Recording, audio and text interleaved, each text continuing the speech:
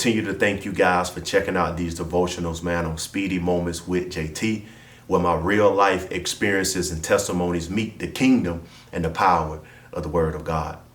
Man, I remember it was the summer of 2008, man. I had just finished high school, just turned 18 in June, and was a few weeks from headed to two-a-days training camp at Kent State University as a freshman. And man, that summer, me and my boy Turtle and BJ, man, we had went stupid, man. And them boys were helping me train to get ready. And so one day, man, I had an interview with Rivals.com, and the boys asked me a number of questions, man. So they asked me my height and my weight at the moment. They asked me how I was training and eating, and have I talked to any of my teammates that are going to be at Kent State with that coming year. And so the interview was going great, man. But then they asked me a few disturbing questions that didn't sit well with me, man.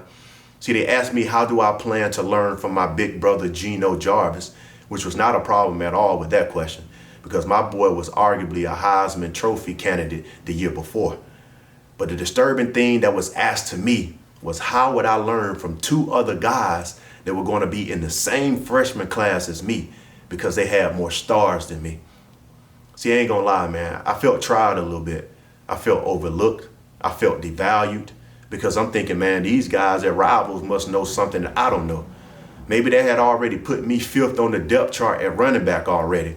And second of all, these boys coming in with the same college experience that I have, zero. So how can I learn from them? See, after that, I turned my training up. And that was all she wrote from there. Man, I ended up playing pretty good that year as a true freshman. And the other two guys, man, no disrespect to them at all, but one ended up leaving the team after 2 weeks of being there, and the other one never even challenged me for my spot at all. See, the Rivals guy who did the interview had already overlooked me. And maybe Kent State didn't even know what they had in me as well. See, as we talked about last time, man, people see the outside and where you come from, but God sees the inside and where he is taking you. See, they had already promoted everyone else because they were from a bigger city.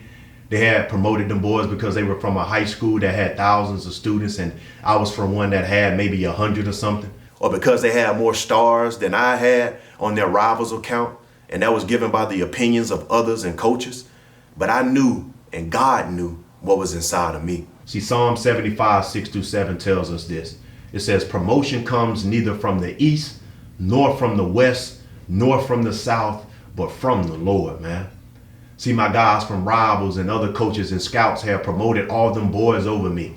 But God knew that promotion only came from him because he knows the potential inside of every single person. See, man, God is the best college, NFL, and life scout that there ever will be, because everything inside of us was created by him.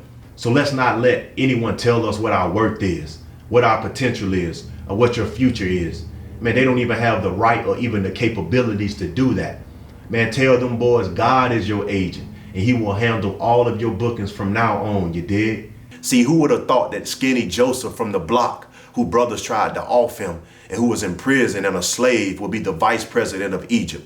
An old stinky, smelly shepherd boy David, whom his father promoted all his brothers over him, would be the great king, who slayed tens of thousands and would be called the man after God's own heart. Or the man who was a mass murderer and accomplished the executions of God's people would be the man who brought us 3/4 of the New Testament, and one of the most passionate and influential leaders we have ever seen, by the name of Paul. See, people see what they see, and that's cool, but what people see is not all there is to see. So don't get discouraged when your boss overlooks you, man, or doesn't notice your abilities. Don't get mad when your coach don't put you in the game, or when that man doesn't notice you for who you really are and for your worth. I want you to smile at him. Keep working. Declare and trust that God is your promoter, and he is 100 times better than Golden Boy and Don King at promoting you. So I encourage myself, man. I encourage you, and I encourage us together to hire God as our booking agent. Don't worry about others' opinions of your status, and let people promote others, man. And we leave our promotion to the Most High God.